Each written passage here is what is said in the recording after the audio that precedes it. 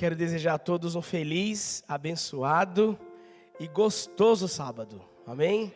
Que Deus te abençoe. Que bom que você escolheu estar aqui nessa última noite dessa semana de oração. Estivemos aqui por 7 dias já. Amanhã é o 8º dia. 6 noites e uma manhã. Amanhã nós teremos a segunda manhã e a última manhã. Mas que bom que você escolheu estar aqui para adorar junto conosco.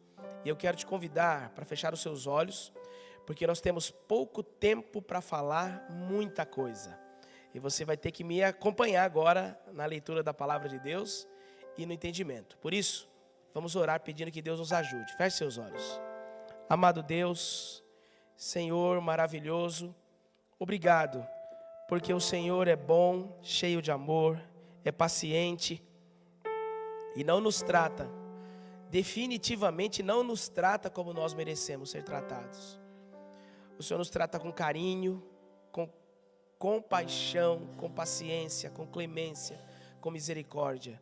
Bendito seja teu santo nome, Senhor. E nós te louvamos porque nessa semana só o Senhor nos guardou do mal.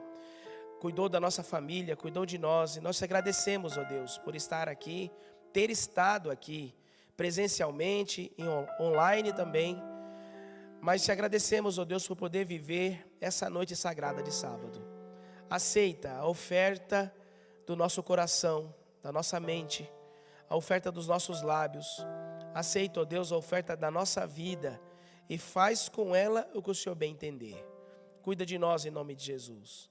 Alivia a dor, tira a dúvida, arranca o medo, fica bem perto, aquece, refrigera, alimenta, repreende, corrige, enriquece, educa, cura. O que precisarmos, ó Deus, faz em nossa vida. Mas faz o que o Senhor sabe que precisamos. Autorizamos o Senhor hoje, mais uma vez, a entrar em nossa mente e nos ensinar a Tua vontade. E te rogamos, ó Deus, que ao aprender, possamos aceitar com o nosso coração e viver com o nosso corpo como um templo limpo para a Tua morada. Vamos sentar agora e abrir a Bíblia, Senhor. Concede-nos a graça de entender o que vamos ler e poder para tomar decisões ao Teu lado. Repreende o maligno em nome de Jesus, para bem longe desse lugar e para bem longe de todos os lugares em que alguém está conectado no canal assistindo o culto nessa noite. Fica conosco, porque nós não merecemos, mas precisamos. Por isso te pedimos em nome daquele que tudo merece e tudo quer nos dar. Em nome de Jesus. Amém. Amém. Bendito seja Deus, nosso Senhor. Bendito seja Deus, nosso Salvador. Bendito seja Deus, o Consolador, o Espírito Santo. Abra sua Bíblia no livro de Salmos. Salmo 116, no verso 12. Nós lemos esse texto no sábado de manhã. Lemos praticamente a semana inteira. E é um desafio fazer uma semana como essa, pegando essa Raposo o tempo todo, a cidade de São Paulo. Minha mãe está assistindo agora. Feliz sábado, mãe. Te amo. Minha mãe fala que São Paulo é uma máquina de fazer louco, né? E é mesmo, né? Mas Deus nos guardou, nos deu a bênção de estar todas as noites aqui. Salmo 116, verso 12, que é o primeiro verso dessa noite que nós vamos ler aqui, que ele resume bem o que significa uma semana de mordomia. É importante que você se conecte aqui, que você não permita que ninguém te tire da conexão. Eu até peço, Paulo, que você, por favor, Paulo, veja quem está lá fora, peça educadamente como você é, para que as pessoas entrem, mas peça só uma vez, tá? E depois fecha a porta aqui, para que quem quiser conversar lá fora, converse lá fora, não atrapalhe quem quer conversar aqui dentro. Porque aqui dentro quem vai conversar conosco é o Senhor. Amém? Por isso, para que Deus fale conosco, você precisa abrir a sua Bíblia para estudar. Porque a palavra de Deus é que fala conosco. Eu não tenho muito para falar para você. Por isso eu leio muitos textos todas as noites, todos os cultos. Porque como eu não tenho conteúdo, eu só venho apresentar quem tem conteúdo. Quem tem conteúdo é Jesus. Amém? O Espírito Santo. Salmo 116, verso 12, diz o seguinte, olha o texto. Abra sua Bíblia, mas nós vamos projetar a maioria dos textos aqui, para que a gente possa ganhar tempo. Mas o texto diz, que darei ao Senhor por todos os seus benefícios para comigo? Veja que o texto é uma pergunta, mas é uma pergunta de alguém que está ansioso, é uma pergunta de alguém que está preocupado. Davi, que é o autor dessa pergunta, dessa música, que virou para nós um salmo, a preocupação dele é o seguinte: o que é que eu vou dar para o meu Deus? O que darei ao meu Senhor por todas as coisas que Ele me tem feito, por todas as bênçãos que Ele tem me dado? Você consegue compreender que esse verso ele vai na contramão de todo o ensino da maioria das religiões? A maioria das religiões ensinam que você tem que ir a Deus para receber, que você tem que ir a Deus para ganhar alguma coisa. E muitas pessoas definem aonde vão frequentar, que religião vão participar, dependendo do que eu vou ganhar naquela religião, ou o que eu não vou perder. Um dia alguém falou assim: pastor, eu entendi tudo, estudei tudo que o senhor falou, mas a religião do meu avô pede menos do que a sua. Eu falei: como assim, irmão? Eu não tenho religião?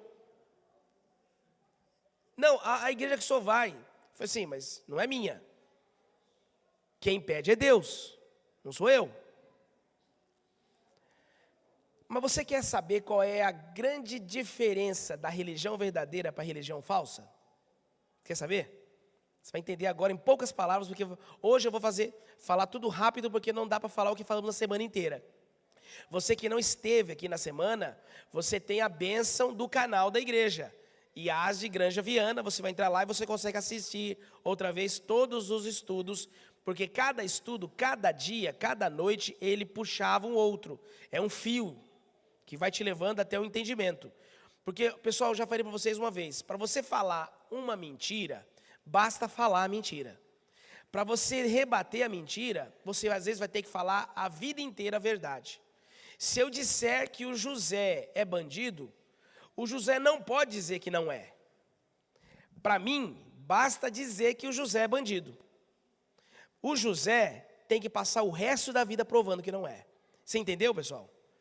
Tudo que Satanás faz é jogar a mentira.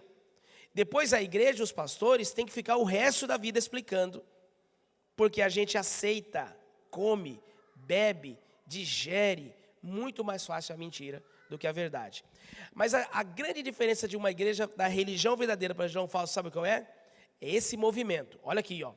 A religião falsa, ela prega o seguinte: eu faço, olha aqui, ó. Eu faço, Deus vê e me abençoa. Essa é a religião falsa. A religião falsa sempre começa em mim, no homem. A religião falsa sempre privilegia o meu sentimento, a minha vontade, a minha necessidade, o meu querer, o que eu sinto, a minha vocação, os meus direitos. O meu. Aí Deus olha para você e vê o quanto você é coitadinho, o quanto você é poderoso, ou você é precioso, o quanto você é obediente, aí te abençoa. Você entendeu? Isso é a religião o quê? Falsa. A religião verdadeira é o contrário. A religião verdadeira é o seguinte: Deus faz, o homem vê e reage ao que Deus fez. A religião verdadeira sempre começa com Deus. Sempre é uma resposta ao que Deus fez. Sempre é uma resposta ao que Deus disse. Sempre é uma resposta à ação de Deus. Nunca começa comigo, sempre começa com Ele. É sempre Ele que dá o primeiro passo. Salmo 100, verso 3 fala assim: olha, lembra-te que foi eu que te fiz. Fui eu que te fiz rebanho do meu pasto e ovelha do meu pastoreio. Não fui eu que busquei a Deus. Não fui eu que saí desesperado buscando um Salvador. É o contrário. Foi o Salvador que desceu do céu quando o homem pecou. Foi o Salvador que veio à terra para falar da destruição de Sodoma e Gomorra. Foi o Salvador que veio falar com Josué quando ele foi entrar em Canaã. Foi o Salvador que nasceu como menino e veio nos buscar quando nós nem queríamos. Por isso que a Bíblia diz o seguinte: Deus prova o seu amor para conosco, porque Deus deu o seu Filho para morrer em nosso lugar, quando nós ainda éramos pecadores. Então presta atenção, quando você não sabia, quando você não queria, quando você não tinha feito nada de bom, Deus já tinha te amado e dado o Filho dele em teu lugar, amém? Aí o que acontece com essa pessoa ruim, má, estragada, mal feita, que sou eu? Eu estou andando na minha vida, do lado de pessoas que não prestam, num mundo que não presta, me sentindo bem, até que um dia, em algum momento, eu vejo Jesus, e vejo que Ele é muito melhor do que eu, Ele é muito mais puro do que eu, Ele é muito mais bondoso do que eu, e quando eu me comparo com Cristo, eu me envergonho de mim mesmo. Só que a maravilha de Cristo Jesus é que quem se aproxima de Cristo e se envergonha dos seus pecados, sente uma atração irresistível por Ele, porque Ele disse para Nicodemos naquela noite, Nicodemos com vergonha de Jesus, à noite Cristo disse: quando eu for levantado na terra, atrairei todos a mim, e todas as pessoas que olham para Cristo são atraídas por Ele, amém? É por isso que você está aqui hoje, porque você foi atraído por Cristo. Fale assim: obrigado, Jesus. Você não veio aqui, Deus olhou e te abençoou. Essa é a religião falsa. A religião falsa fala que você tem que andar de joelhos tantos quilômetros para que Deus veja que você é bom e te conceda graça. A religião falsa diz que você tem que participar das sextas-feiras do descarrego para Deus ver que você é bom e te dar a bênção. A religião falsa diz que você tem que ofertar e comprar a espada abençoada, o lenço ungido, o óleo de santo de Israel, para que Deus veja que você gastou, que você comprou, aí agora Deus vai te abençoar. A religião falsa diz que você tem que guardar o sábado, porque se você guardar o sábado e sofrer guardando o sábado, Deus vai ver que você é uma pessoa obediente e vai te abençoar. A religião falsa diz que você tem que devolver o dízimo, tirar 10% das suas rendas, e ainda tirar ainda as suas ofertas e trazer para a igreja, para sustentar a igreja, aí Deus vai ver que você é uma pessoa liberal, que você não é avarento e vai te abençoar. Isso é a religião falsa. Começa comigo e vai para Deus. Sou sempre eu serei, eu sentarei, serei altíssimo, eu serei. A religião verdadeira, Deus é, e porque Ele é, e quando eu o encontrei, percebi quem eu sou, me apaixono por Ele, e agora eu tenho um sentimento no meu coração. Olha ali. Vamos ler juntos? Vamos lá? 1, 2, 3. Que darei ao Senhor por todos os seus benefícios para comigo. Veja que isso aqui é religião pura, completa. Sabe por quê? O sentimento que está no coração do adorador aqui, não é o sentimento de dar para ganhar. É o sentimento de dar por quê? Porque já ganhou, então compreenda isso em nome de Jesus Cristo. Mordomia nunca foi dinheiro. Dízimo e oferta nunca foi dinheiro. A desgraça de pastores malditos, líderes religiosos malditos que têm pregado uma mordomia falsa e têm feito pessoas sensíveis se voltarem contra a mordomia verdadeira. Ser mordomo das coisas de Deus é compreender que tudo que eu tenho é porque o Senhor me deu. E aí eu descobri que meu corpo é templo do Espírito Santo. Então eu vou viver uma vida que o meu corpo possa ser usado por Deus. E para que meu corpo seja usado por Deus, eu não posso comer como qualquer um come. Eu não posso beber como qualquer um bebe. Ah, mas meu pastor bebe Coca-Cola, e daí? Você vai para o inferno com ele? Não pode. Porque seu pastor, olha, escuta aqui pessoal, escuta em nome de Jesus. Pastor nenhum morreu por você. E nenhum pastor vai estar contigo no dia do juízo. Só Jesus Cristo. Mas se você andou com Ele. Como eu sei que o Senhor me deu meus dons e meus talentos, nós aprendemos essa semana que Deus, Jesus Cristo, venceu o mal, subiu ao céu, levou cativo o cativeiro, venceu a morte e nos deu dons. Dons são capacidades, todos os seres humanos recebem capacidades de Cristo. Todos, até aqueles que não aceitaram Jesus como Salvador, até aqueles que não conhecem Jesus Cristo, só sabem fazer coisas porque Deus deu para eles a capacidade. Tudo que é bom vem de Deus. De Satanás não vem nada, não há nada bom. tudo é trevas nele. Mas em Cristo tudo é luz, tudo que é bom vem de Deus. Então se uma pessoa sabe cantar, ela só canta porque Deus deu o talento. E não é cantar na igreja, é cantar em qualquer lugar. Qualquer lugar. Qualquer pessoa que canta, só canta por Deus. O mordomo, o que torna ele diferente dos outros? O mordomo canta para a glória de Deus.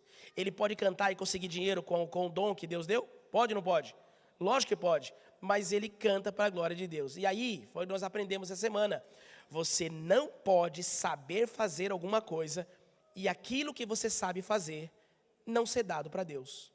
Você é um advogado? Você é um médico?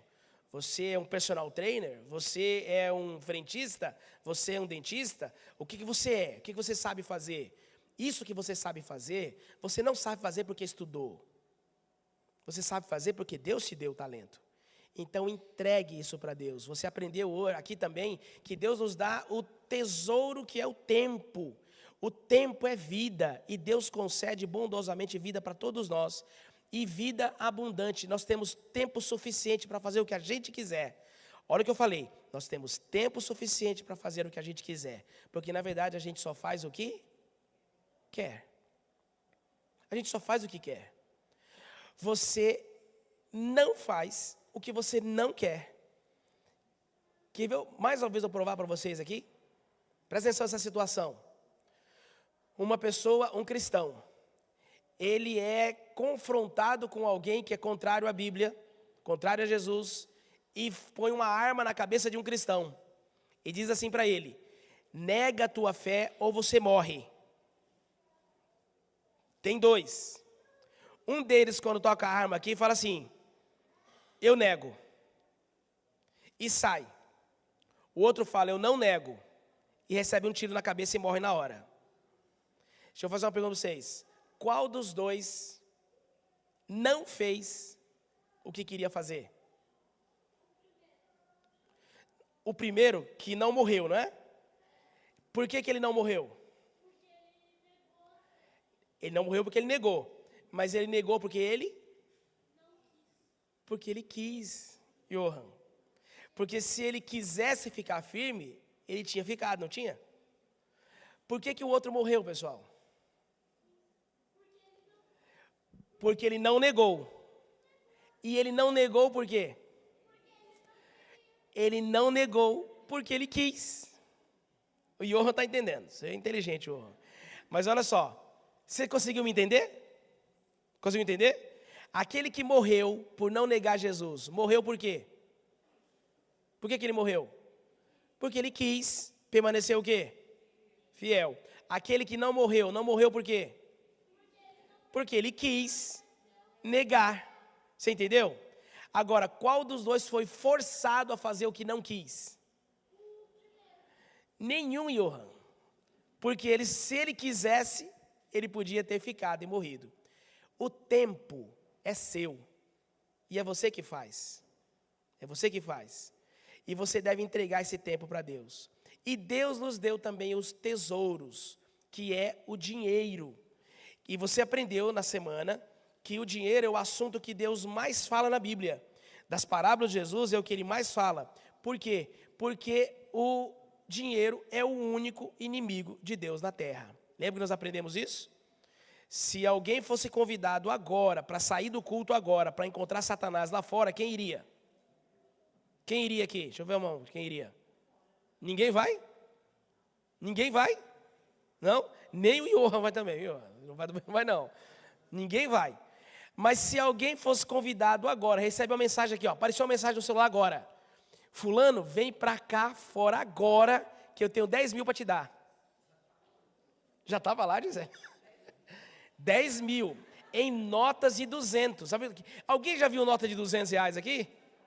Eu nunca peguei nenhuma, que miséria. Eu fico às vezes, eu nunca mais fui em banco, mas eu quero ir em banco só ver se eu consigo pegar uma nota de 200. Às vezes que eu fui só tinha de 100. Eu falei, moço, não tem 200? Ah, não tenho, miséria. Peguei fila e não achei nota de 200. Mas imagina você pegar 10 mil reais em notas de 200. Ó, presta atenção. Se o diabo aparecer agora e pedir para você sair da igreja para falar com ele, você não vai.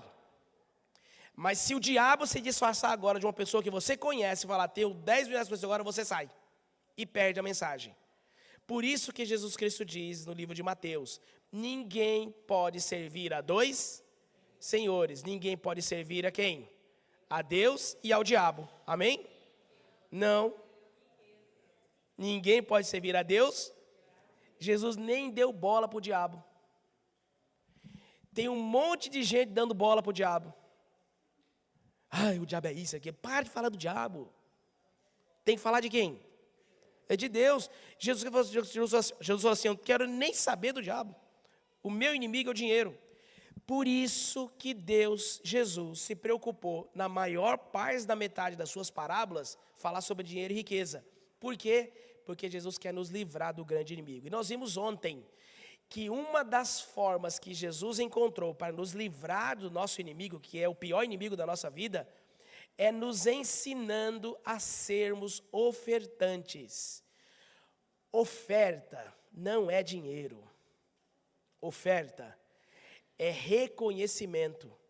Oferta é um símbolo de quem é Jesus. E quando um homem oferta valores para Deus, dinheiro, ele não está contribuindo as coisas para Deus. Você está no Salmo, não está? 116? Vai para o Salmo 90, verso 12. Salmo 90, verso 12. Esse texto é muito importante, nós precisamos entender isso aqui para entrar no tema de hoje. Você precisa compreender isso. É a falta de compreender o que está escrito no Salmo 90, verso 12, que muitas pessoas têm caído em laço e em problema. No Salmo 90, verso 12, a Bíblia diz o seguinte, Moisés fala o seguinte, Salmo 90, verso 12, acharam aí? Ele fala assim, se eu tivesse fome, o que ele diz? Isso. Então, lê o verso 11. Salmo 90, verso 11. Abre aí, lê a voz alta para mim aí.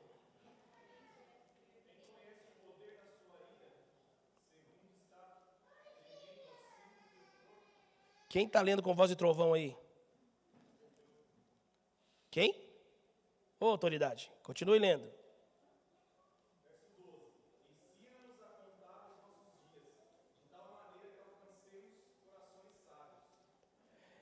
Ensina a contar os nossos dias para nós encontrarmos o quê?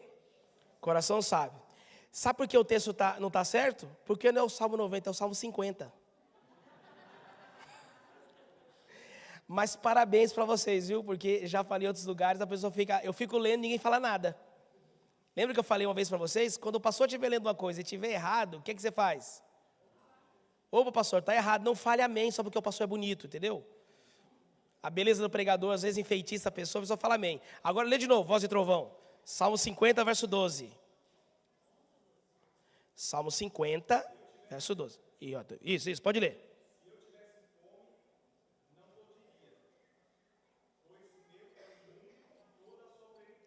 Olha só, se eu tivesse fome, eu nem ia te dizer. Por quê? Meu é tudo. Olha o verso 9, o que ele diz? O que Deus fala que Ele não quer? Verso 9. Da tua mão não aceitarei o quê? Não quero novilhos da tua casa, nem bodes os teus apriscos, pois são meus todos os animais do bosque. O que Deus está dizendo aqui? Agora sim, agora está certo. Tá? Agora eu conectei aqui, eu estava desconectado. Olha só, o que Deus está dizendo aqui? Tudo é dele, não é possível o homem enriquecer a Deus, não é possível o homem contribuir com Deus. Essa história de que nós somos contribuintes, que nós somos parceiros, que nós somos cooperadores, que nós somos associados, e você já deve ter ouvido alguma vez, em algum momento, algum pastor falar sobre isso, você vai ser associado, você vai ser cooperador, você vai ser parceiro, você vai ser patrocinador da obra do Senhor. Isso tudo é balela, meu irmão, porque Deus não precisa de ninguém. Deus não precisa do nosso amor, Deus não precisa do nosso fervor, Deus não precisa da nossa adoração, Deus não precisa do nosso serviço, Deus não precisa dos nossos bens, Deus não precisa de dízimo nem de oferta. E por conseguinte, a igreja de Deus também não precisa. A igreja não precisa de dízimo, de oferta.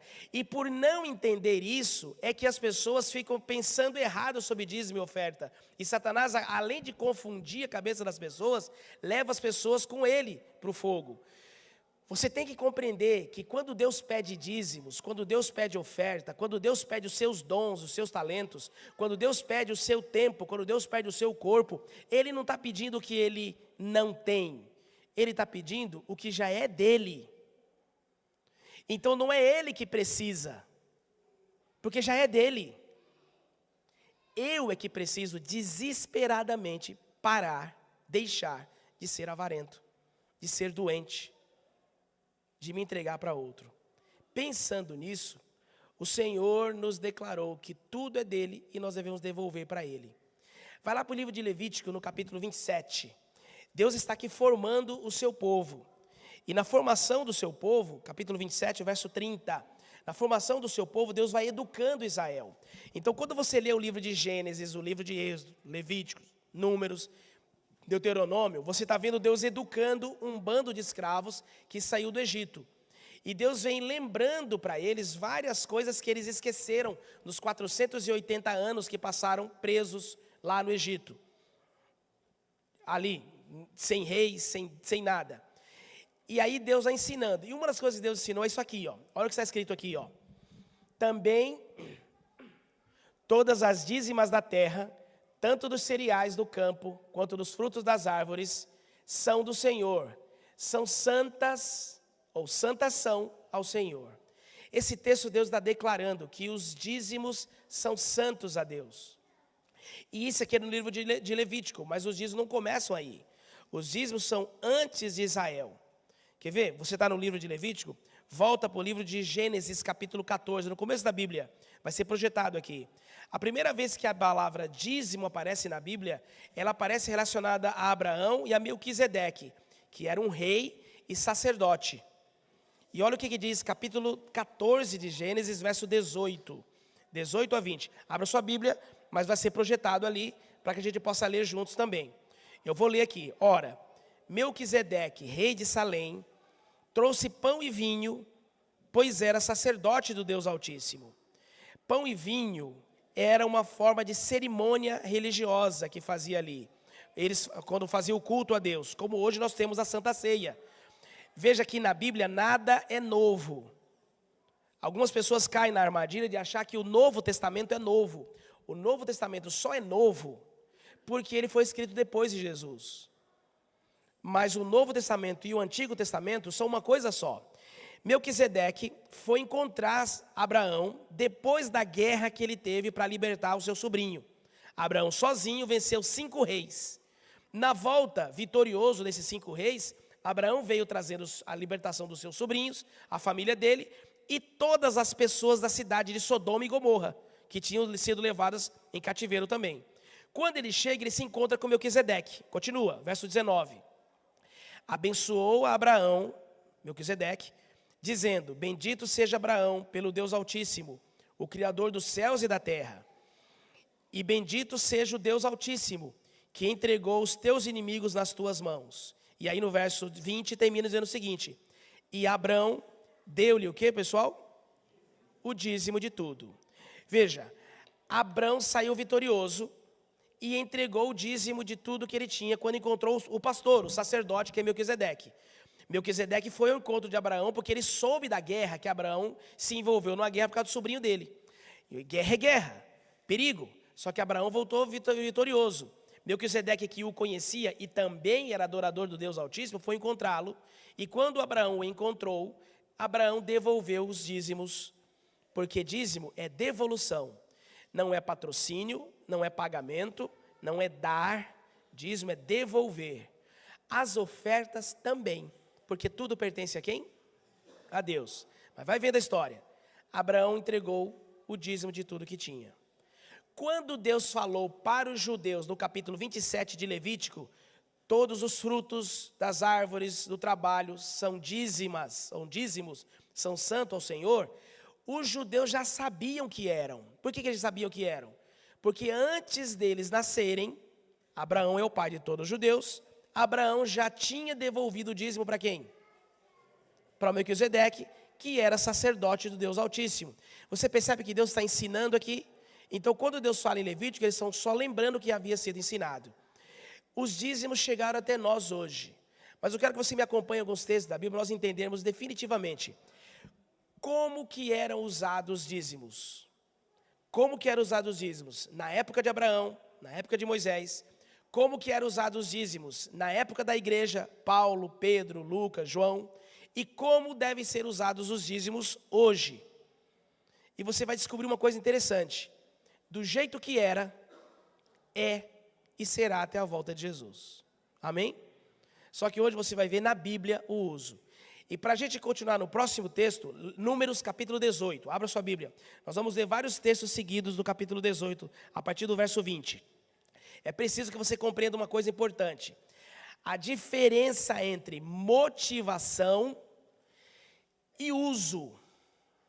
Abra em Números 18, verso 20. Mas vamos entender isso aqui. Eu falei essa semana e vou repetir aqui. Deus não quer e não pede dinheiro. Aí, porque ele não precisa. Deus não quer, não pede dinheiro, porque ele não precisa. Por consequência, a igreja de Deus não quer, não pede dinheiro, porque não precisa. Mas como assim, pastor?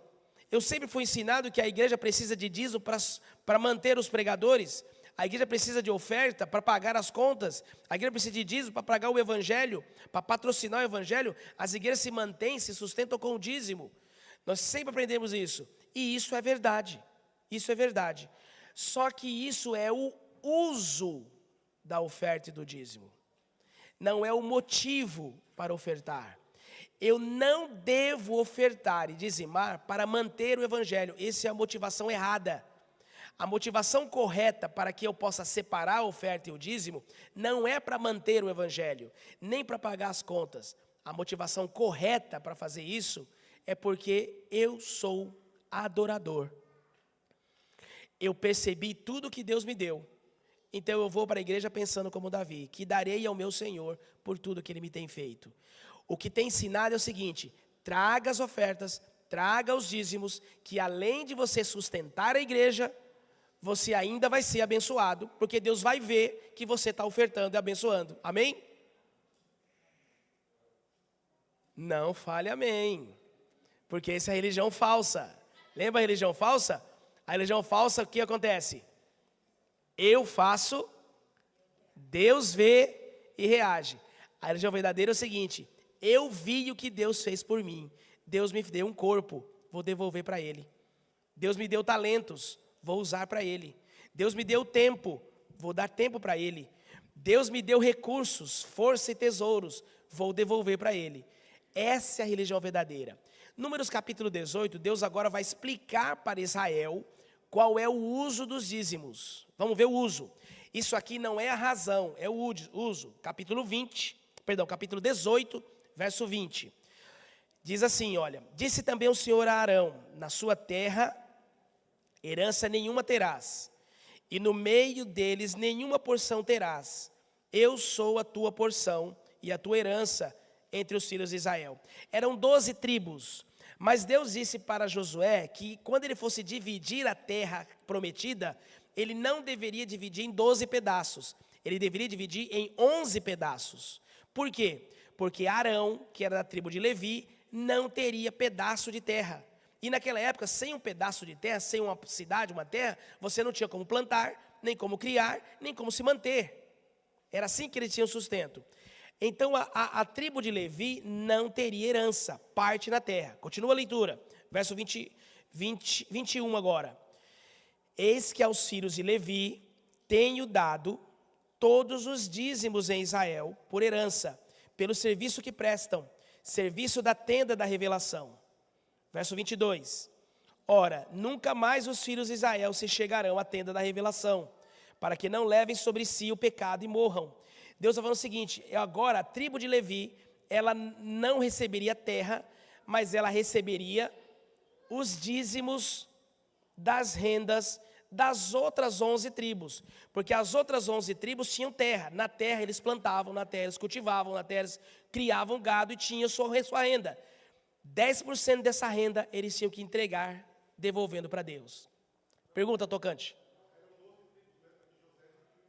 Isso, eram 12, mas Levi não ganhava terra. Então, mas Levi não tinha terra. É isso aí, porque ele lembrou que a tribo de José foi dividida nos 2 filhos dele, Efraim e Manassés. Então, se você contar, tinha 13 tribos, mas não tinha 13 pedaços de terra, eram só 12. A questão é a seguinte, Levi não tinha terra. Por que não tinha terra? Porque daquele dia em diante, Levi ficaria trabalhando exclusivamente no templo. Continua a leitura, obrigado, irmãos. No verso 23, mas os levitas farão o serviço da tenda da revelação, e eles levarão sobre si a sua iniquidade. Pelas vossas gerações, estatuto perpétuo será, e no meio dos filhos de Israel, nenhuma herança terão. Os levitas nunca teriam cidade, terra para eles. Eles ganharam, do meio das outras 12 tribos ali, eles ganharam 48 cidades que as tribos deram para eles. Eles ganharam a cidade construída, murada, e ao redor dela aqui. Mas eles não tinham como na cidade plantar. Então eles tinham que viver com os recursos dos dízimos. Verso 24. Porque os dízimos que os filhos de Israel oferecem ao Senhor em oferta alçada, eu os tenho dado por herança aos levitas, porquanto eu lhes disse que nenhuma herança teriam entre os filhos de Israel. Estatuto perpétuo. Qual é o uso dos dízimos? Veja aqui, pessoal. Dízimo não é para comprar cesta básica. Dízimo não é para construir igreja. Dízimo não é para ajudar pessoas.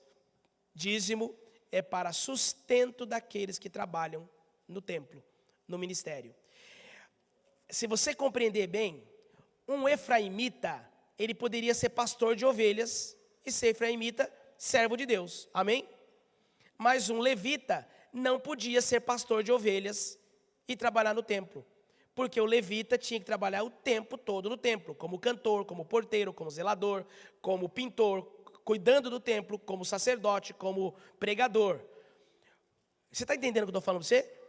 Então, um judeu, que era da tribo de Judá, ele poderia ser um médico, ele poderia ser um advogado, ele poderia ser um juiz, ele podia ser um carpinteiro, ele podia ser um mecânico e servir a Deus. Mas o levita não podia. O levita tinha que trabalhar na tenda e ele fala, nunca mais os outros vão entrar na tenda. Só os levitas vão entrar na tenda. E para isso, para que eles não precisassem ter outra profissão, Deus disse, os dízimos serão entregues para eles. Os dízimos eram para sustento dos levitas e da sua família. E você quer ver uma coisa interessante? Para onde que as outras tribos levavam seus dízimos cada vez que eles conseguiam alguma renda? Para que lugares levavam? Malaquias capítulo 3 fala assim, trazei todos os dízimos e ofertas à casa do tesouro. E onde era a casa do tesouro? Quer ver? Vamos ver na Bíblia uma coisa que olha, provavelmente você nunca leu esse texto aqui. Quer ver? 2 Coríntios capítulo 31. Provavelmente você nunca leu esse texto. Se alguém já leu esse texto aqui, eu vou dar um presente. Quem já leu esse texto? Se você não lembra de ler, você não leu. Por que você não lê? Está aí sim, Manuel, tem sim. Tem sim, abre aí. 2 Crônicas, capítulo 31. Eu falei o quê? Misericórdia, Senhor. Deixa eu conectar de novo para cá, vamos lá. Eu desconectei. 2 Crônicas. Agora eu vou perguntar de novo. Alguém já leu esse texto? 2 Crônicas, capítulo 31, verso 11. Por que esse texto é importante, pessoal? Porque esse texto é a base para o que Malaquias escreveu. Veja que um texto puxa o outro, tá vendo? E é a base para o que a igreja faz hoje. Você já vai entender como é que a igreja faz hoje. Mas olha o que está escrito aqui, ó. É do capítulo, verso 11 até o 15. Você tem que ler comigo, tá? Vai lendo aí, acorda aí. Se alguém começar a roncar perto de você, dá um cutucão, dá um beliscão assim, para acordar a Deusa. Quer dizer, para aqui, vamos lá, Deusa. Deus está acordado, está me olhando para mim aqui. Verso 11, presta atenção, ó. Isso aqui é importante demais, sabe por quê, pessoal? Olha o que vai acontecer agora. Nesse momento, fale amém quando eu acabar. O diabo vai ser derrotado na sua mente. Receba, sabe por quê?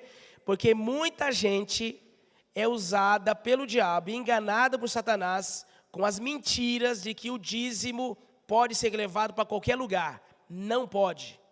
O lugar do dízimo é levar para a igreja de Deus, o templo, e de lá ele deve ser distribuído. Vamos ler na Bíblia isso aí? Olha só, verso 11.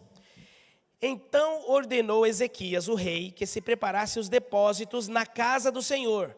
Casa do Senhor, letra maiúscula, é o templo. Continua. 12. Uma vez preparados, recolheram neles fielmente as ofertas, os dízimos e as coisas consagradas. Disto era intendente Conanias, o levita, e Simei, seu irmão, era o segundo, 2 superintendentes. Jeiel, verso 13, Azarias, Naate, Azael, Jerimote, Josabade, Eliel, Ismaquias, Maate e Benaia eram superintendentes sob a direção de Conanias, e Simei, seu irmão, nomeados pelo rei Ezequias e por Azarias, chefe da casa de Deus. 14. O levita Coré, filho de Imna, guarda a porta oriental, estava encarregado das ofertas voluntárias que se faziam a Deus, para distribuir as ofertas do Senhor e as coisas santíssimas. As ofertas, as coisas santíssimas são os dízimos. Verso 15. Debaixo das suas ordens estavam outros homens, levitas, Éden, Miniamim, Jesua, Semaías, Amarias e Secanias. Presta atenção. Nas cidades dos sacerdotes, para que com fidelidade distribuíssem as porções aos seus irmãos, segundo os seus turnos, tanto os pequenos como os grandes. Pastor, o que é isso tudo que você está lendo aqui? É o que a igreja de Deus faz hoje. Presta atenção, que só a igreja adventista faz isso. Todos os dízimos que são entregues na igreja, eles são recolhidos na salva, vão para a mão da tesoureira, da equipe de tesouraria, eles registram, tiram os recibos e todos os dízimos são levados para a sede da igreja naquele campo.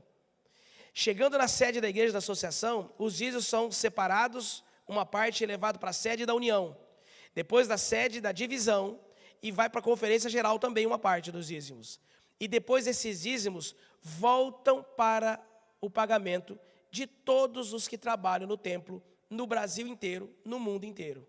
O que está escrito nesse texto aqui? Todos os dízimos e ofertas eram levados para a casa do Senhor.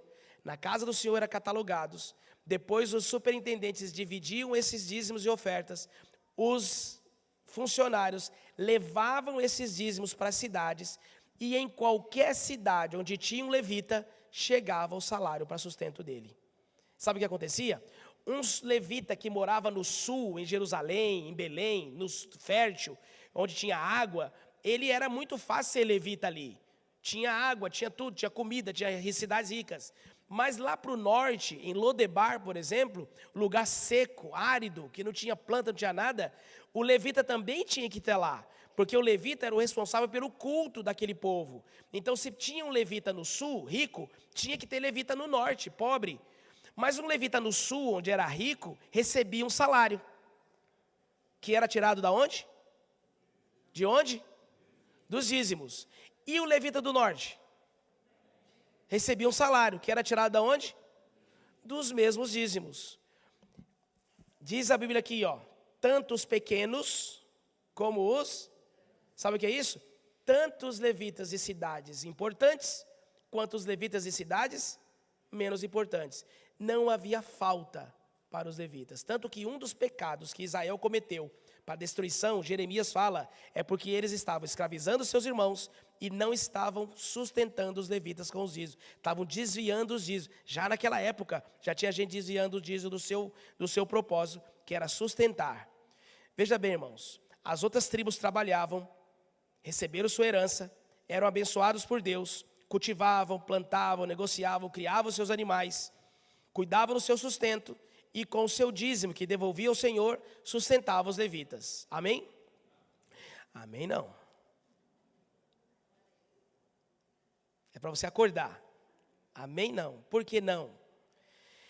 Porque todo o trabalho que os levitas faziam, todo o trabalho que as outras 12 tribos faziam pela força deles ou pela força de Deus?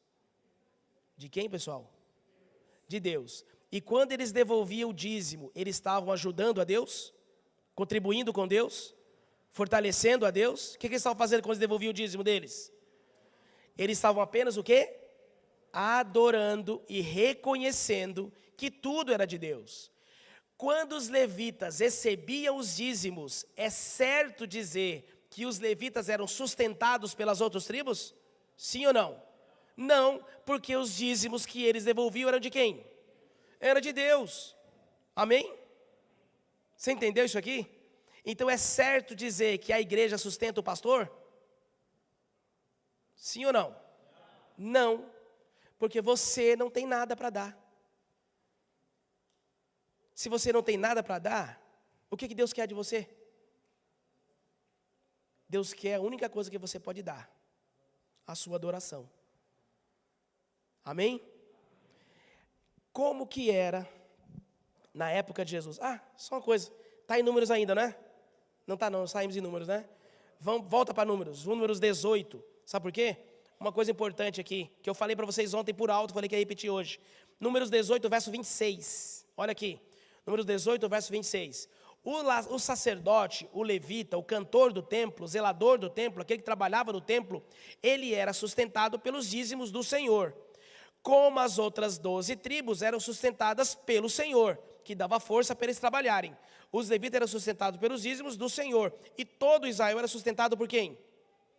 Pelo Senhor. E os levitas que recebiam dízimo, o que eles faziam quando recebiam dízimo? Verso 26. O que está escrito aí? Também falarás aos levitas e lhes dirás: quando dos filhos de Israel recebedes os dízimos, que deles os tenho dado por herança, então desses dízimos fareis ao Senhor uma oferta alçada. O quê? O dízimo dos dízimos. Então escuta aqui, levita e pastor também dizima, para deixar de ser besta. Para entender que o pastor não recebe dízimo porque ele merece. Porque o que a gente merece? Nada. Por que o levita dizimava? Para que ele entendesse que é do Senhor os 10% e é do Senhor os 90%. Qual é a parte do Senhor daquilo que nós temos? Qual é a parte? Do Senhor é a terra e tudo que nele há. Então, quando eu dizimo, eu só estou dizendo, eu reconheço que tudo pertence a Deus. Agora, pessoal, para nós chegarmos aqui no finalmente, e para eu finalmente mostrar meu olerite aqui, tá? Vocês receberam aí, pessoal da técnica? Recebeu o olerite? Calma, agora não. Sei que a expectativa é grande, mas calma aí. Como que era na época de Paulo? Deixa eu contar, abre aí sua Bíblia em 1 Coríntios capítulo 9. Abre aí, 1 Coríntios capítulo 9. Nós vamos ler também vários versos seguidos aqui, tá? 1 Coríntios capítulo 9. Mas deixa eu contar uma história para você. Quando eu fiz teologia, eu estudei lá no NASP, em Engenheiro Coelho. O senhor estudou onde, pastor Kleber? No ENA, né? Disseram para mim que os bons estudaram no ENA, viu? O ENA era tão bom que teve uma enchente, acabou com o colégio, a gente vai fazer outros, né? Mas quem saiu do ENA foram os melhores alunos do ENA. Amém? Fui bem agora, né? O pastor, tá. Mas olha, 1 Coríntios capítulo 9. Antes de eu continuar, tesoureiro. Eu era teologando, estudante, estava no 3º ano de teologia lá em Engenheiro Coelho. E eu morava em Arthur Nogueira, uma cidade pequena, todo mundo se conhecia, muito adventista. E o dono de um comércio lá é adventista, eu acho que é ainda. E quando eu passei na porta dele, eu vi ele cochichando com alguém e falou assim, ó, lá vai vai entrar na máfia daqui a pouco. Aí eu ouvi, cheguei perto, irmão, que história de máfia é essa aí, não sabendo. Aí falou assim, você é teologando? Eu falei, sou, o senhor me conhece, né? Você está em que ano? Estou no 3º ano, falei, porque teologando, quando está no 1º ano, já acho que é presidente já, né? É pastor. É nada, é só estudante, mas eu sou pastor, sou estudante. Aí, né? Daqui a pouco você entra na máfia. Aí eu falei, irmão, que máfia? Que eu estou no 3º ano, não me contaram da máfia ainda. Talvez seja no 4º ano que eles falam da máfia, né? Que aí eles abrem a maçonaria, né? Aí vai dizer o que é máfia. Não sei não. Mas se o senhor já sabe, conta para mim. Aí o irmão mudou o semblante e falou assim, ó, vocês tinham que ser igual Paulo. Paulo trabalhava, fazia tendas e se sustentava. Ele não ficava cuidando aí, bebendo leite nas tetas da igreja. Falou desse jeito. Aí vai virar pastor, vai engordar, vai comprar carro bom, vai viajar e vai viver às custas dos outros. Os irmãos vão trabalhar para o pastor ficar em casa recebendo dinheiro. É tudo máfia. E ele falou aquilo na frente do pessoal da rua ali. E você sabe que eu sou bem tranquilo, né? Aí eu cheguei e falei assim, irmão, me diz uma coisa. Paulo trabalhava para o seu sustento ou ele recebia salário da igreja? Me respondam, pessoal. Paulo trabalhava para o seu sustento, ele tinha uma profissão para trabalhar, e aí ele tinha aquela profissão, e ao mesmo tempo ele era pregador, ele era apóstolo, ele era pastor, ou ele era só apóstolo, só pastor, e recebia salário da igreja?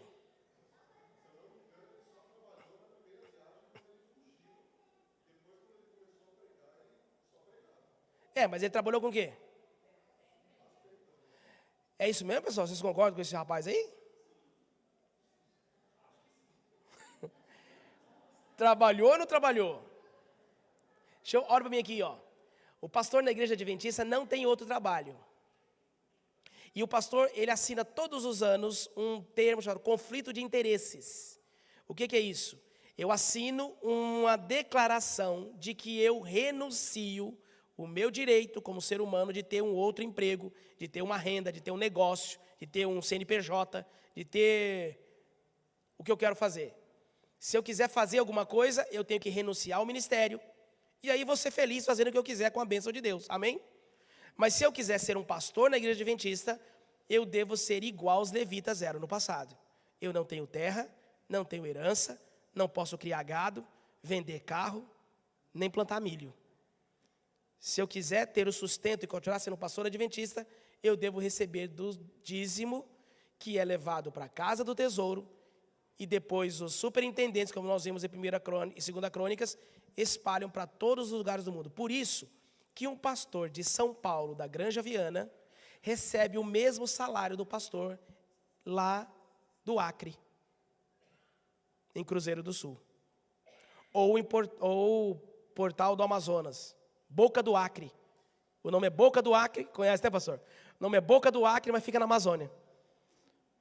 Uma cidadezinha pequenininha, Boca do Acre. É o umbigo do mundo, eles falam, lá, Boca do Acre, isso mesmo. Ele recebe o mesmo salário do pastor aqui. Mas a pergunta é, Paulo recebia ou não recebia salário da igreja? O que você aprendeu a vida inteira? Que Paulo trabalhava fazendo o quê? Tendas. Isso é mentira. Não é mentira que ele trabalhava, ele fazia tendas. Mas ele não fazia isso para se sustentar. Quer ver o texto da Bíblia? Vamos mostrar a cobra morta? 1 Coríntios, capítulo 9, vamos em frente. Porque o tempo está vindo. Entenda bem o contexto aqui, pessoal. Paulo amava os coríntios. As maiores cartas que ele escreveu foram para os coríntios. Na verdade, Paulo escreveu 3 cartas para os coríntios. Uma carta se perdeu, que foi a primeira carta. A primeira carta que nós temos na Bíblia, na verdade, é a segunda carta. Só que na primeira carta que Paulo escreveu, ele estava tão chateado, tão nervoso, que ele foi duro, que ele se envergonhou da carta. E depois que ele mandou a carta, não tinha mais como trazer a carta de volta. E aí essa carta se perdeu. E nessa primeira carta que nós temos, o apóstolo Paulo se desculpa pela primeira carta que ele escreveu. Mas o problema que ele escreveu na primeira carta, deixou ele nervoso, não tinha sido resolvido. Então ele escreve agora, e veja a defesa de Paulo, e aí você vai descobrir qual era a acusação que ele estava recebendo. Quer ver? Capítulo 9, verso 1. Não sou eu, porventura, livre? Paulo está falando. Não sou eu apóstolo também? Não vi Jesus, nosso Senhor? Acaso não sois vós frutos do meu trabalho no Senhor? Aí Paulo escreve para os coríntios, se não sou apóstolo para os outros, certamente sou para vós outros, porque vós sois o selo do meu apostolado no Senhor. Verso 3, olha o verso 3. A minha defesa perante os que me interpelam é esta. 2 pontos. Olha aqui, pessoal. Paulo está chateado. Sabe por quê? Algumas pessoas chegaram lá em Coríntios e atacaram Paulo. Falaram um monte de coisa errada de Paulo. Aí Paulo escreveu para os coríntios assim, vocês nem me defenderam. Se para os outros eu não sou apóstolo, se para os outros eu não sou pastor, pelo menos para vocês eu sou, vocês deviam ter me defendido. Aí Paulo, tá bom, mas já que vocês me defenderam, deixa eu me defender. Qual era a acusação? Quer ver? Olha a defesa de Paulo, continua lendo.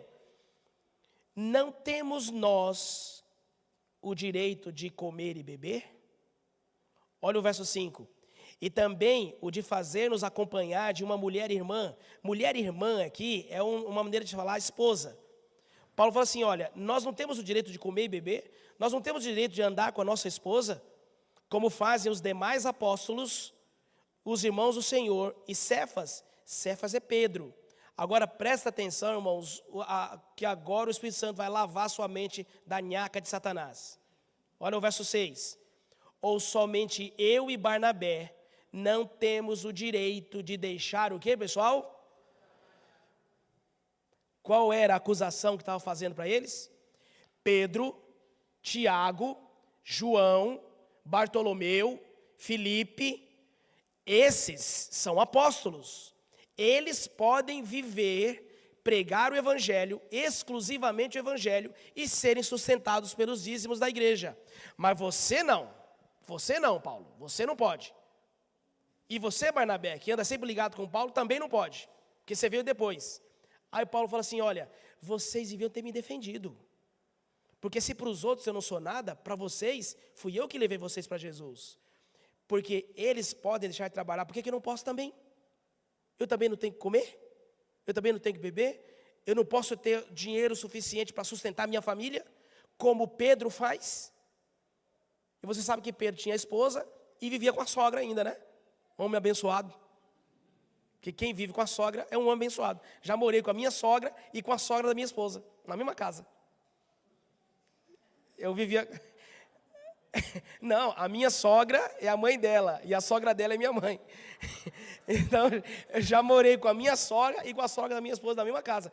Bênção, porque minha mãe é uma cozinheira de mão cheia e minha sogra é baiana, cozinheira também, de 2 mãos cheias.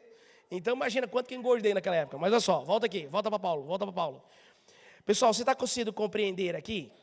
O apóstolo Paulo está dizendo o seguinte, vocês estão me acusando a mesma acusação que o irmão fez para mim lá na frente do material, quase que eu falei, da empresa dele lá.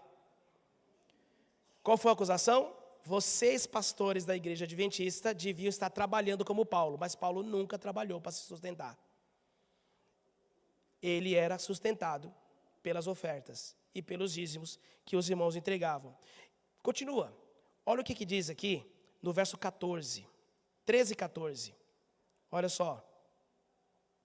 Não sabeis vós que os que prestam serviços sagrados do próprio templo se alimentam?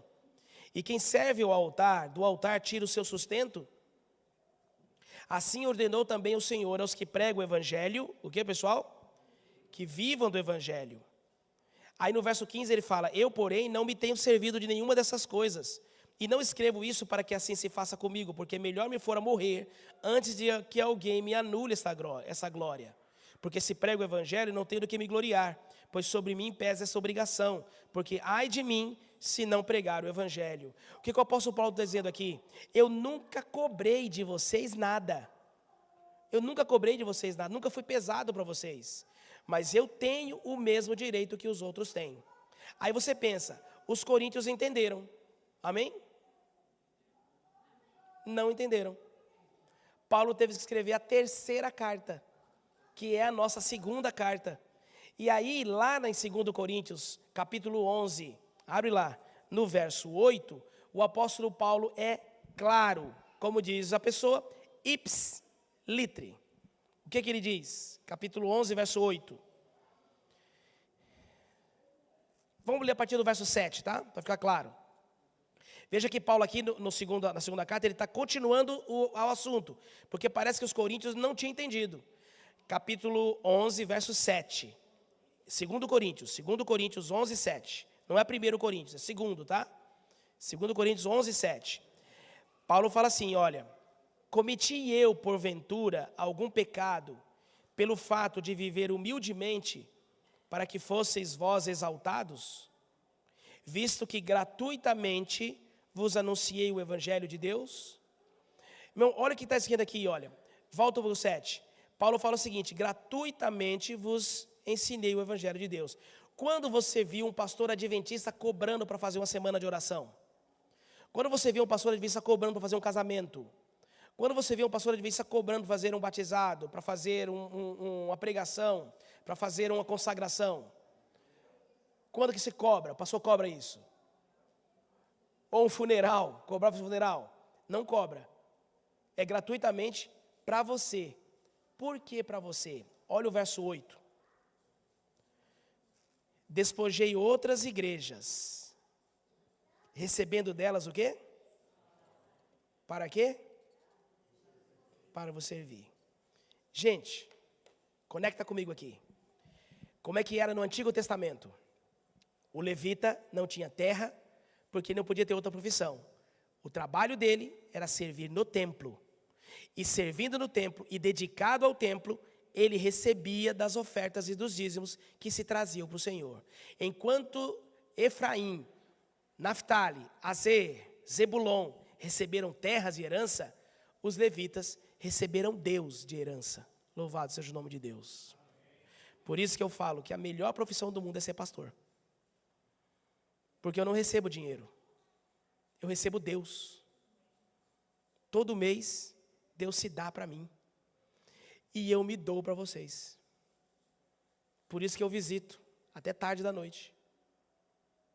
Por isso que eu me entrego para vocês. Porque eu sou devedor a Deus. Alguém falou isso para mim. Foi o João. Foi visitar e falou: pastor, eu sou devedor a Deus. Eu devo a Deus e não sei como pagar. Então ele se dá para Deus. Esse é o sentimento do adorador. Como que era no Novo Testamento? No Novo Testamento, Paulo disse: Cefas e os demais apóstolos recebiam do santuário, do templo, e recebiam o suficiente para pregar o evangelho, viajar e ainda sustentar sua família. Não recebiam para enriquecer, recebiam para viver exclusivamente para o Senhor. E como que é hoje na Igreja Adventista do Sétimo Dia? Hoje é do mesmo jeito. Quando você devolve o dízimo que o Senhor te deu, quando você entrega a sua oferta, essa oferta não vem para o bolso do pastor Euquean. A nossa igreja, juntando tudo aqui, dá quase 1 milhão no ano. Só que tem igreja que se você vai ver 1000 anos, não vai dar 1 milhão. Então podia ser que um pastor brigasse para estar na Granja, ou em Moema, ou em outra igreja grande, Central Paulistana, ou no NASP, ou Capão Redondo, mas não queria ser pastor do Alto do Raposo, que são poucos membros. Por que não tem essa disputa, essa confusão? Porque o pastor Euquean recebe o mesmo salário do pastor da Central de Cotia. Eu recebo o salário do pastor lá de Boca do Acre, que eu conheço, meu amigo. Na verdade, o pastor lá de Boca do Acre recebe mais do que eu. Eu vou explicar por quê. Coloca aí meu lerite, prepara aí. Vou explicar para você. Como é que funciona na igreja adventista? O pastor estuda teologia, porque sentiu-se vocacionado. 4 anos. Se ele passar o vestibular, e passar os 4 anos, e se formar, ele não é pastor. Ele só será pastor se ele for chamado para trabalhar pela igreja adventista, em algum lugar do Brasil ou do mundo. Quando ele entra no ministério, ele entra não como pastor, ele entra como aspirante. E ele vai trabalhar por 1 ano, agora funciona assim, ele vai ser avaliado. Se ele passar nesse 1 ano, ele ganha mais o 2º ano e vira aspirante. E avaliar de novo. Se ele passar no 2º ano de trabalho, ele ganha o 3º ano, e aí é recomendado à ordenação. Recomendado à ordenação, ele trabalha o 4º ano, e se for bem, ele é ordenado ao sagrado ministério e vira pastor. Mas quanto que o pastor recebe? O pastor não entra no ministério recebendo tudo. Dependendo da época do pastor Kleber foi um jeito, da minha foi outro, mas dependendo da época você entra recebendo mais ou menos. Hoje, um pastor recém-chamado, uma pessoa formada em teologia, que foi chamado ao ministério, ele entra no ministério recebendo em média 60 a 65, 69%. Ponto, chama ponto, mas é por cento de uma escala. Tem uma escala que vai de 0 a 100. Esse 100 é o valor que todo pastor recebe quando chega ao 10º ano de ministério. Quando ele trabalha 4 anos como pastor, ele é ordenado ao ministério. Trabalha mais 4 anos, quando ele chega no 8º ano, ele recebe ele vai recebendo um pouquinho de aumento todo ano, até chegar no 8º ano com 100%. Se ele tiver alguma dificuldade, ele tem mais 2 anos para chegar aos 100%. Mas com 10 anos de ministério, ele chega aos 100% da escala. 100%. E depois que ele chega aos 100%, ele estaciona. Se ele for distrital, como eu sou distrital, até chegar ao 15º ano, ele sobe 1% por ano, até chegar a 105% da escala. Se ele sai do distrito e vai para o departamento, como o pastor Alex estava aqui como distrital da Granja, e ele foi ser departamental, Escola Sabatina Associação. Ele já estava aqui na Granja ganhando 105% da escala. Mas quando ele foi para o departamento, ele baixa para 100. Volta para 100. É justo? Porque agora ele está sentado na cadeira lá no ar-condicionado.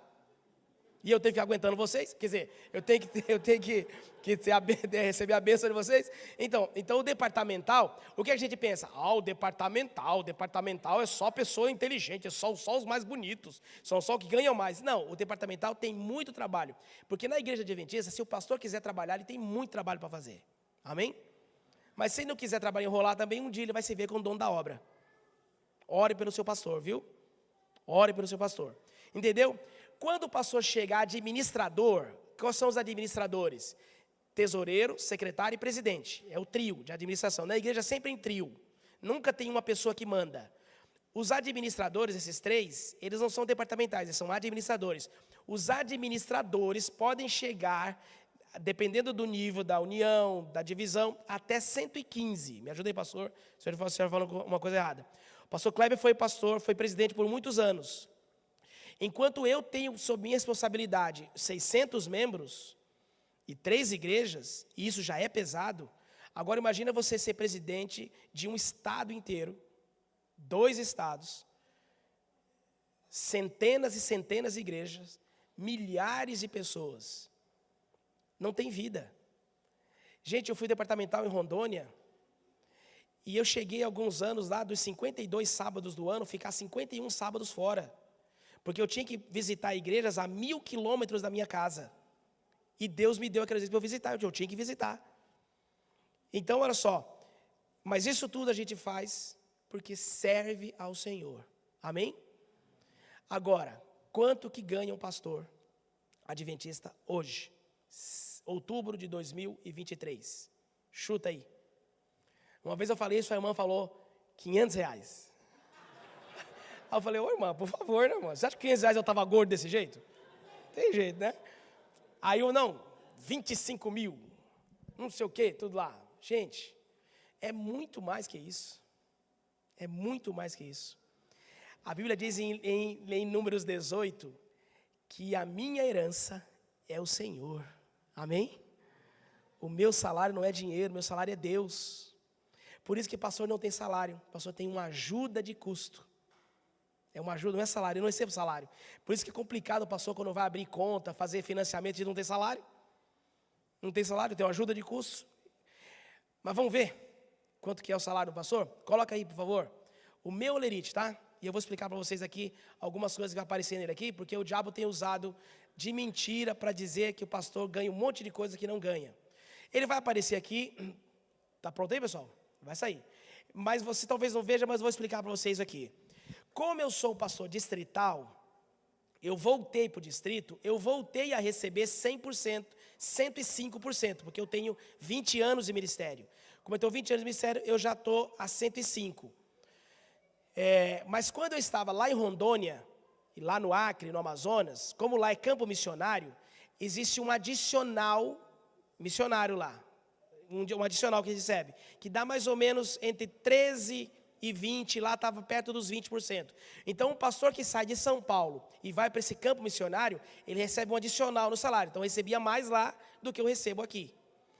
Por quê? Porque as coisas são diferentes. Aqui tem outras facilidades e outras dificuldades. Lá tem muitas dificuldades e outras facilidades. Você está entendendo, né? A igreja é justa.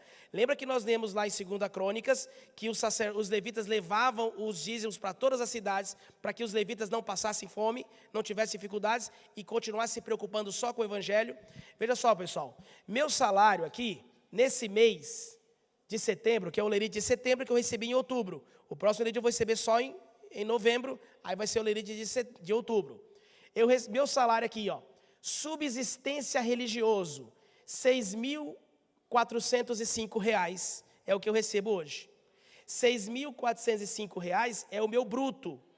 E isso é 105%. Então, um pastor que não está nos 105, está no 100, ele recebe 6.100. Então, o teto hoje é 6.100. Como eu tenho 5% a mais, eu recebo mais R$ 305 a mais. Então, eu recebo 6.405. Entenderam isso? Mas tem muitos pastores que recebem menos do que isso. Por quê? Porque não chegaram nos 10 anos ainda. Então, quando eu entrei no ministério, tendo a Rosane e 3 filhos, eu entrei ganhando 30% do salário do pastor. 30%. E fiquei com os 30%, no segundo ano 35%, aí foi 40%, 45%, até chegar nos meus 10 anos de ministério, eu cheguei no 100%. Qual seria 30%? Me ajuda aí. Matemáticos, 30% de 6.405. R$ 1.800. Então, quando eu entrei no ministério, se fosse hoje, eu entrei recebendo de salário R$ 1.800 bruto, porque tem os descontos. Além disso, eu recebo uma assistência complementar jubilação, que é um valor que é depositado na conta para minha aposentadoria. Tem que guardar isso aqui. Eu recebo também previdência social. Eu recebo um auxílio da igreja de R$ 750 para pagar o carnê leão. Já que eu não tenho um fundo de garantia, eu tenho que pagar o carnê. Se eu não pagar o carnê, quando eu tiver velho, eu vou ficar mendigando. Porque eu não trabalhei. Quer dizer, eu trabalhei, né? Eu não fiz negócio com ninguém. Recebo também uma ajuda do meu veículo, 2.000. O que é isso aqui? É um valor que a igreja me paga para que eu possa colocar combustível para viajar, visitar, fazer as coisas. Se meu carro quebra, a igreja paga para mim. Amém? Não. Se meu carro quebra, eu pago. Eu tenho um seguro que a gente paga e a gente paga uma franquia desse seguro. O seguro que a gente paga é o seguro da igreja, mas eu que pago o conserto. A gente que paga. Continuando aqui, ó. E eu tenho um auxílio telefônico, R$ 199,90. Eu recebo também o auxílio da água e recebo o auxílio do aluguel. Meu aluguel é pago pela igreja e minha água é paga pela igreja. Meu telefone é pago pela igreja. Mas como é que funciona isso? Se eu pagar a conta, eu recebo de volta. Se eu não pagar a conta, eu não recebo de volta. Então não é igual um dia um Satanás falou numa igreja aí. Pastor é igual deputado, auxílio terno, auxílio escova de dente, auxílio papel higiênico, recebe um monte de auxílio e enche o salário. Não, pessoal, não tenho. Meus auxílios é o seguinte, meus auxílios são reembolsos. Se eu não pagar a conta de água, eu não recebo dinheiro da conta de água. E eu não recebo tudo, é um percentual da conta, não é tudo. Então, se por algum problema o pastor tiver alguma dificuldade, ele não pagar a conta de telefone dele esse mês, no mês que vem eu pago 2 contas. Vou receber o auxílio de quantas contas? De uma conta.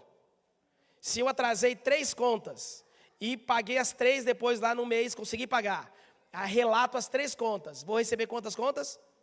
Uma conta. As outras 2 eu não paguei, devia ter me organizado. A igreja não nos trata como filhinhos mimados. A igreja nos trata como servos de Deus. Amém? Depois de tudo isso, vem os descontos. Aí tem os descontos, aqui ó, o INSS, R$ 1.500. Só que a igreja me dá o auxílio de 700.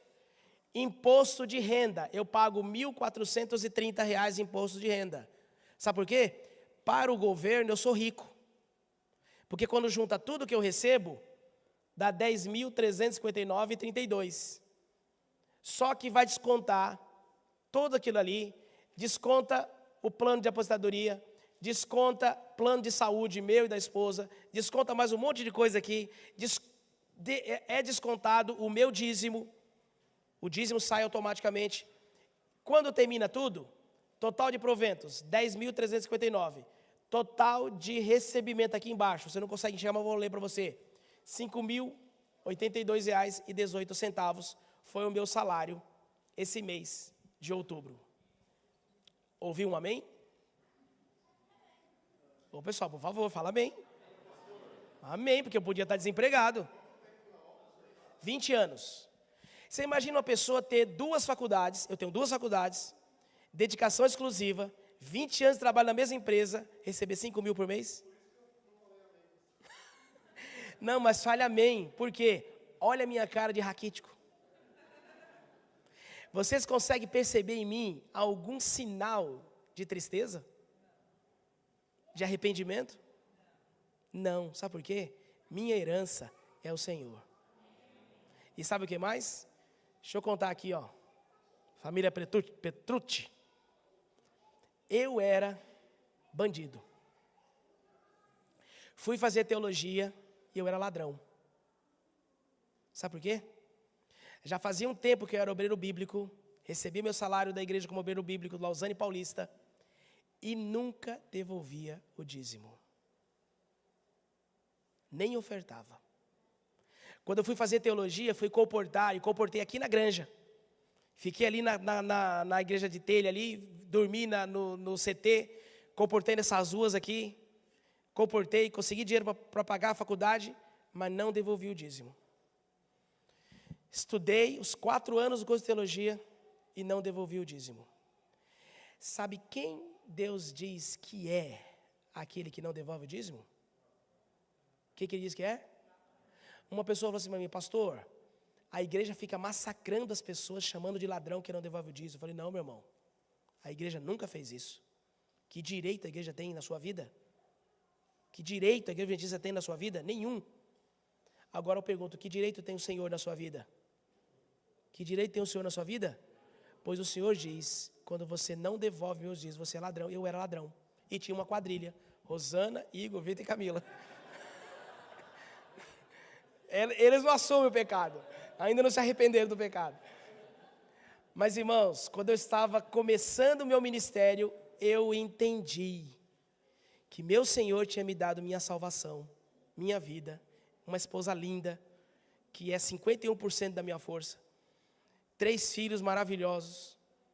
Deus tinha me dado a forma de fazer teologia sem nenhum tostão, sem ajuda de ninguém. Eu estava formado, falando de mim, e recebi chamado. Pastor Kleber, um homem de 30 anos, casado com 3 filhos grandes. Pastor Kleber sabe muito bem o que significa isso para a obra. Eu fui, hoje não sou mais, mas fui durante muito tempo um pastor caro para a obra. Caro. E só a misericórdia de Deus é que me deu um lugar. E aí eu pensei, que darei ao meu Senhor por tudo que Ele me tem feito. E eu decidi em 2003, Senhor, eu vou te devolver tudo que eu roubei. Eu comecei meu ministério recebendo R$600 de salário. Não tinha carro, tinha uma bicicleta que o irmão me deu, eu era pastor da igreja e andava de bicicleta, porque não tinha dinheiro para comprar carro. E a igreja não compra carro para o pastor, viu? O pastor tem que se organizar e comprar o seu próprio carro. Tem muitas empresas que dão carro para o pastor, a igreja, para o funcionário, a igreja não dá. Quando você ouvir alguém falar mal do seu pastor, se controle, faça uma oração e sai de perto dessa pessoa, porque pode ser o diabo disfarçado. Tem muito pastor que não vale nada, como tem muito dentista que não vale nada, tem muito médico que não vale nada, tem muito padre que não vale nada, tem muito político que não vale nada. Mas tem a grande maioria dos pastores, são homens e mulheres que entregaram a vida para Jesus. E eu poderia estar em qualquer outro lugar ganhando muito mais, mas em nenhum lugar pagaria mais do que eu recebo aqui, na casa de Deus. Eu recebo o Senhor. Eu falei, Senhor, eu vou começar a receber meu primeiro salário agora. R$600. Eu quero devolver o dízimo desse salário e o dízimo de tudo que eu roubei do Senhor minha vida inteira. E fiz um plano com Deus. Eu posso devolver ao Senhor isso. Devolvi o dízimo do mês, mais um percentual do dízimo atrasado. E a Bíblia diz, explica, não dá tempo de explicar, mas a Bíblia explica como é que faz isso. E decidi que enquanto eu vivesse, eu teria um pacto para entregar ao meu Senhor, além dos meus dízimos. Não porque Deus me obriga, não. Mas sabe por quê? Porque o amor de Cristo me constrange. Não sou eu, não é para Deus me abençoar. Não era para Deus me dar uma entrada no ministério, porque eu já tive. Eu já fui chamado, casado, 30 anos, com 3 filhos, caro, e Deus me deu um chamado. Que darei ao Senhor? Deus me deu uma igreja, e quero falar uma coisa para você. Deus é tão maravilhoso, Deus sabe que eu sou tão fraco, João, presta atenção, que você estava conversando comigo naquele dia lá. Um pastor veio aqui antes de mim, teve que brigar para arrumar as coisas. Aonde eu vou, doutor Rogério, eu sempre chego depois que alguém brigou. Alguém consertou, alguém construiu. Eu nunca construí uma igreja, pastor Kleber. Eu preparava tudo, mas na hora que o senhor era transferido. Nunca inaugurei a igreja. Nunca briguei com pessoas da igreja, porque sempre um amigo meu tinha passado antes, tinha brigado com a igreja, consertado a igreja. E Deus sempre me colocou no lugar onde eu só tinha que levar você a pregar o evangelho. O ano passado, gente, a nossa igreja batizou 6 pessoas. Esse ano já está chegando em 30, louvado seja o nome de Deus. Amém? E alguém falou assim, pastor, é porque o pastor... Não é o pastor Euquian. A única coisa que eu fiz é fazer você amar Jesus, amar pregar, convidar as pessoas, salvar pessoas. Essa é a minha alegria. Essa é a minha alegria. Então Deus sabe que eu sou pequeno, sou falho, não tenho condição de brigar com as pessoas. Qualquer ancião aqui é maior do que eu. Eu já tive na porta do meu primeiro discípulo um ancião querendo me bater. Foi para cima com a mãozona desse tamanho para bater na minha cara. E eu não tive nem condição de correr, porque eu sou um frouxo. Mas meu Senhor é maior, amém? Por que eu estou falando isso para vocês, pessoal? Não é para minha glória, é para que você entenda, em nome de Jesus Cristo, que dizimar e ofertar não é sustentar pastor, não é cuidar de igreja, não é pregar o evangelho. Dizimar e ofertar é adorar o teu Salvador. E eu falei para o Senhor, Senhor, eu vou fazer um pacto contigo. Eu tenho um percentual que só eu sei, minha esposa não sabe, mas só eu sei porque é meu e Deus. E há mais de 20 anos eu tenho devolvido ao Senhor meus dízimos e meu pacto. Hoje, eu quero convidar você a ouvir a música que o grupo vai cantar. Certo, Walter? E essa música, vem cá, essa música que ele vai cantar, ele vai fazer um apelo para vocês agora aqui. E eu quero fazer um apelo para você em nome de Jesus. O apelo é o seguinte: que você saia da vida triste de não ter o Senhor como o único Senhor da sua vida. E eu vou te fazer um desafio agora em nome de Jesus. Nós aprendemos aqui na semana, se você não estava aqui, por favor, veja os nossos vídeos, os vídeos do canal da igreja. A Bíblia nos pede que a gente nunca se aproxime de Deus de mãos vazias, mas sempre tenha algo para dar ao meu Senhor. Meus lábios, minha atenção, meu coração e meus tesouros. De todos esses, o mais complicado, que mais temos falhado, são nos tesouros. Por que nos tesouros? Porque tanta ênfase nos tesouros? Porque não podemos servir a Deus e as riquezas. O maior inimigo de Deus são os tesouros. Por isso, quando você e eu vencermos os tesouros, e como aprendemos ontem, colocar nossas ofertas aos pés, a oferta não é colocada em cima, ela é colocada aos pés, que o lugar do dinheiro é embaixo. O lugar do dinheiro é para servir. Ele me serve, não sou eu que sirvo a Ele, eu que direciono. Quando você entender isso, em nome de Jesus, vai ser fácil para você ofertar e dizimar, mas eu quero te ajudar. Quando você ouvir a música aqui, em algum momento faça uma oração para Deus. E se você decidir, Senhor, eu preciso consertar a minha vida contigo, financeiramente. Não te peço que resolva minhas coisas. Não te peço que pague minhas dívidas. Não te peço que me enriqueça.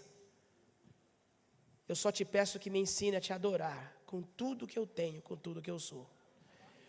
Em algum momento fique em pé para falar isso para Jesus Cristo. E os diáconos vão se aproximar de vocês, já estão preparados uma equipe aqui, com os envelopes. E eles vão te entregar na mão 2 envelopes. São envelopes de dízimos e ofertas. Eu tenho um envelope para cada sábado. E cada vez que eu vou aos cultos, eu tenho sempre uma oferta para dar ao meu Senhor. Tenho o meu pacto, mas eu nunca fico um culto sem colocar minha mão na salva e dizer, Senhor, eis-me aqui. eis aqui o fruto do teu amor na minha vida. Eis aqui, Senhor, a bênção que o Senhor me deu, eu te devolvo. Eu já faço isso no meu pacto e meu dízimo. Meu dízimo sai direto, mas eu tenho o meu dízimo, o meu segundo dízimo, que eu falo para vocês. Eu já devolvi para Deus tudo que eu roubei. Amém? Mas eu percebi que não fiquei pobre devolvendo o dízimo, continuei devolvendo os 2 dízimos e mais meu pacto.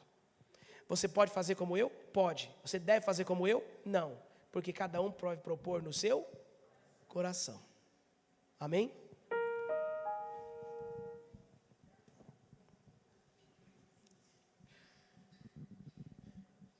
Quando me chamou, suave ouvi sua voz aclamar: meu filho, onde estás? Quando me chamou, tentei evitar, tentei desviar, mas foi tão forte seu toque secou meu coração e sem reação eu me rendi ao poder do amor. Não resisti, me entreguei nas mãos do Senhor.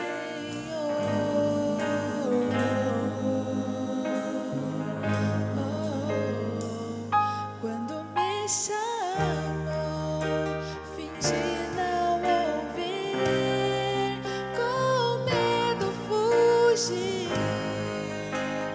nem dei ouvido, mas o seu chamar maior se tornou e me alcançou. Foi tão profundo e logo secou meu coração sem reação. Eu me rendi ao poder do amor. Não resisti, me entreguei nas mãos do Senhor, nas mãos do Senhor.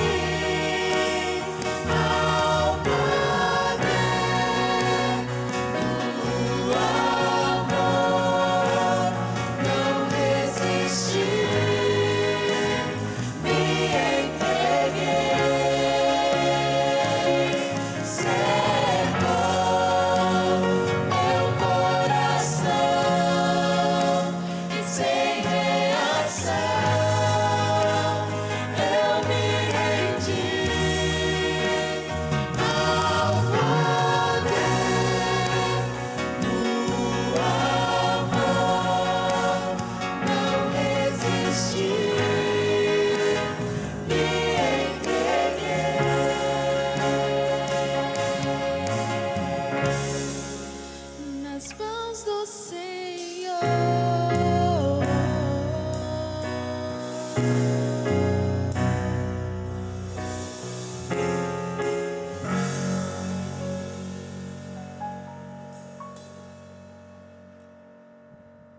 Bendito seja o nome de Deus. Amém? Daqui a pouco de manhã nós estaremos aqui de novo para adorar o nome de Deus. E nós vamos participar de uma santa ceia. A ceia é um momento em que você recebe de Deus perdão, renovação, nova vida. Aproveite amanhã para recomeçar com o Senhor Jesus. Separe hoje uma oferta de gratidão e faça com Deus um pacto de um percentual dos seus recursos. Converse com Ele.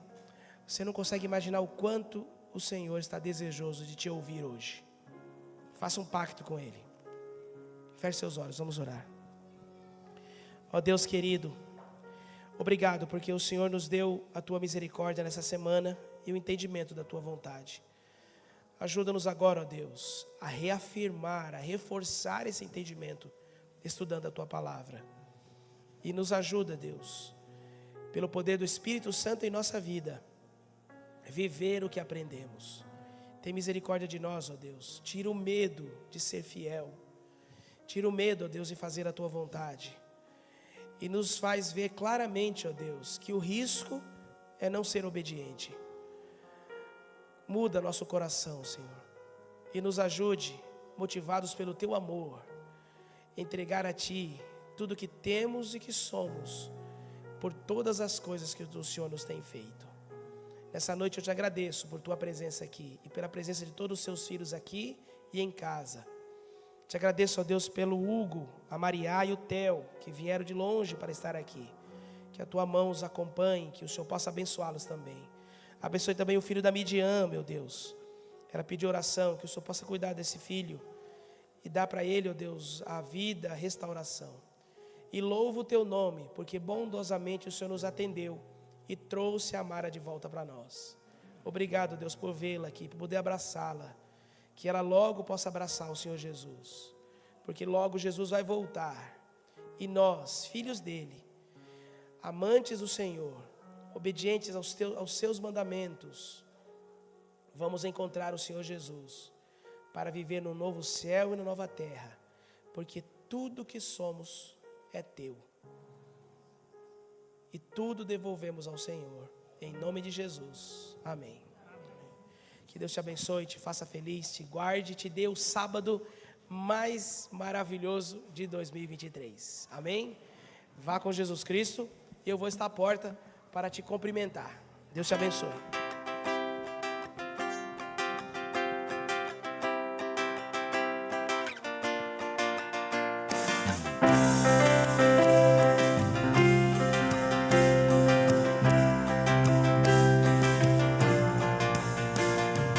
Venha, Senhor, em mim habitar, pois quero ser templo